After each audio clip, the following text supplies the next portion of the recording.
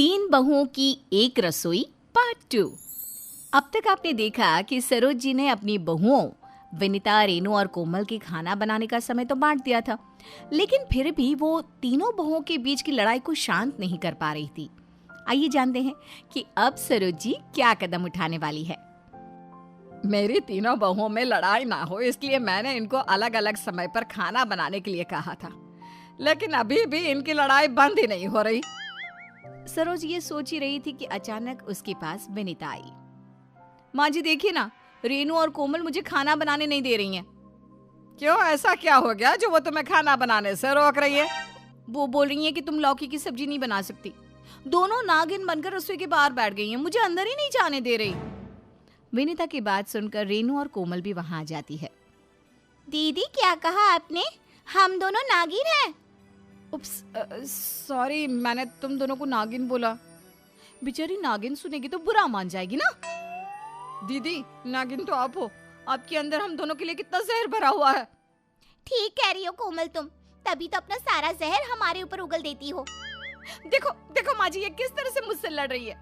अभी मैंने कुछ बोल दिया ना तो बुरा लग जाएगा। अरे चुप हो जाओ, कभी तो मेरे घर में शांति रहने दिया करो। अरे विनीता बहू लौकी की सब्जी बना रही है तो बनाने दो ना। माँ जी भूल गई आप, दीदी 3 दिन से लौकी ही खिला रही है। माँ जी कल आपने दीदी को नाश्ता बनाने के लिए बोला था, दीदी ने नाश्ते में भी पूरे घर को लौकी की सब्जी खिलाई है। विनीता बहू तुम कुछ और बना लो ना, क्यों तुम लौकी के पीछे पड़ गई हो? ठीक है माँ जी, मैं लौकी नहीं बनाऊंगी, लेकिन फिर इस घर में बैंगन और कटलेट भी नहीं बनेंगे।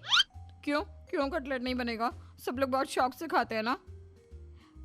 कोई शौक से नहीं खाता, सब मजबूरी में खाते हैं। और सारी बात घूम फिर कर मेरे बैंगन पर ही क्यों आ जाती है? अरे तुम तीनों फिर से शुरू हो गई। आज से घर में केवल वही खाना बनेगा जो मैं कहूंगी। मैं तुम्हें रोज बताऊंगी कि क्या क्या बनाना है, वही तुम तीनों बनाओगी। सरोज की बात तीनों बहुएं मान लेती है। अब सरोज रोज तीनों बहुओं को बताती कि उन्हें क्या बनाना है। विनीता बहू, आज तुम नाश्ते में पोहा और दलिया बना लेना। रेनू, तुम दोपहर के खाने में दाल चावल बना लेना, और तुम रात को मटर पनीर बना लेना। और कल भी क्या बनेगा ये मैं तुम्हें बताऊंगी। ठीक है माँ जी। ठीक है माँ जी। ठीक है माँ जी।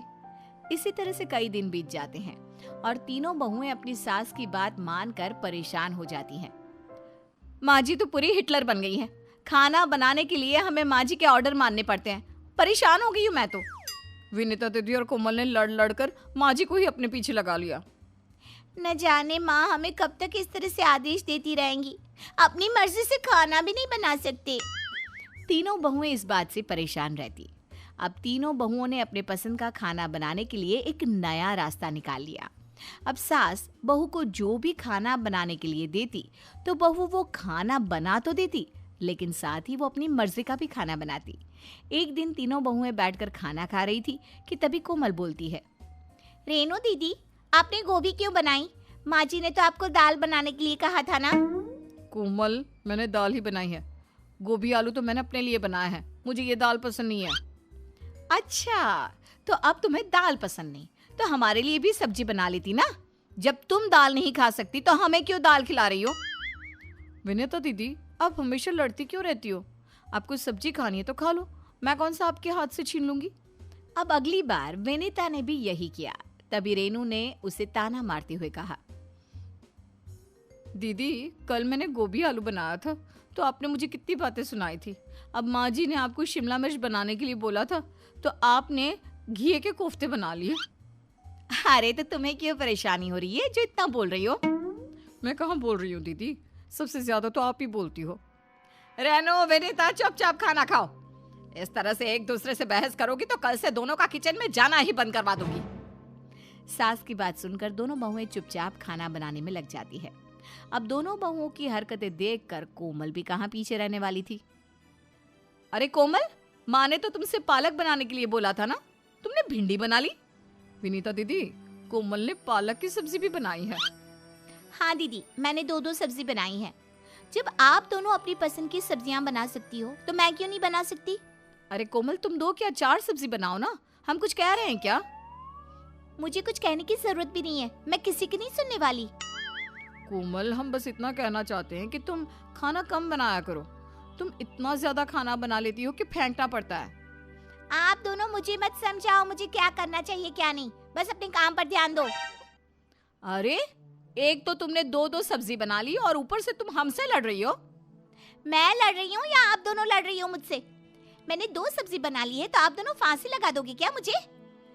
वैसे तो आप दोनों में 1 मिनट के लिए नहीं बनती, लेकिन जहाँ मेरी बात आती है वहाँ दोनों एक हो जाती हो।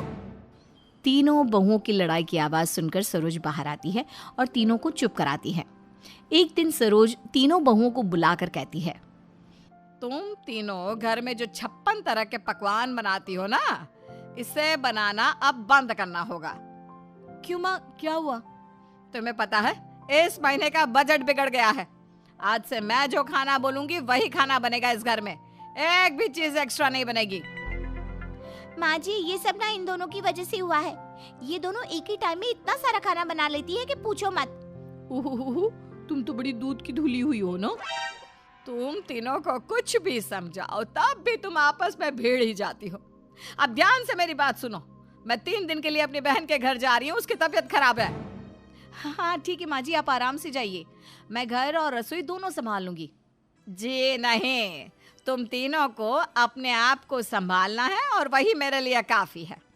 मैं 3 दिनों की लिस्ट बना देती हूँ, उसमें कौन सी बहू कब किचन में जाएगी यह भी लिख देती हूँ। सरोज ऐसा ही करती है। वो एक लिस्ट बनाकर किचन की दीवार पर टांग देती है और अपनी बहन के घर चली जाती है। अच्छा हुआ माँ जी घर से चली गई। हाँ, अब रसोई पर मेरा राज रहेगा। मैं अपनी मर्जी का खाना बनाकर खाऊंगी और इन दोनों चुड़ैलों को भी देख लूंगी मैं। माँ जी तो चली गई, कुछ दिनों के लिए हमें भी शांति मिल जाएगी और माँ जी को भी शांति मिल जाएगी। अब रसोई में जाने से मुझे दुनिया की कोई ताकत नहीं रोक सकती। माँ जी अपनी बहन के घर गई है, वो भी 3 दिन के लिए। किसी तरह से ये दोनों भी चली जाए तो शांति मिल जाएगी। अब तीनों बहुओं के मन में जो आता वही बनाती और खाती, साथ साथ आपस में भी खूब लड़ती। सरोज जब घर वापस आई तो उसने बहुओं से कुछ खाने के लिए मांगा। तीनों बहुओं ने सरोज के सामने तरह तरह के पकवान रख दिए। अरे अरे बहू, ये सब क्या है? तुम तीनों ने क्या किया है? इतना सारा खाना क्यों बनाया? माँ जी, मैंने तो 2 ही सब्जी बनाई थी, बाकी जो किया है इन दोनों ने किया है। माँ जी, मैंने भी 2 ही खाने की चीजें बनाई थी, बाकी की चीजें तो इन दोनों ने बनाई है। माँ जी, मैंने भी कुछ ज्यादा नहीं बनाया, कम से कम बनाने की कोशिश की है। ये सारा रायता तो इन दोनों ने फैलाया है। अच्छे खासे घर को होटल बनाकर रख दिया। हमने होटल बनाया है, तुमने अपने आप को देखा है कभी? माँ जी आपके पीछे ना ये सारा दिन किचन में खड़ी रहती थी, मैं तो बस सुबह शाम ही जाती थी। हाँ, विनीता की तीनों बहुएं फिर से लड़ने लगी। सरोज ने उन्हें डांटते हुए चुप कराया। जब मैं तुम तीनों को बोल कर गई थी कि अपने अपने समय पर किचन में जाना, तो तुमने मेरी बात को क्यों नहीं माना? जो लिस्ट में लिखा है वही बनाना था, कहाँ गई वो लिस्ट? माँ, वो लिस्ट तो विनीता दीदी ने फाड़ दी।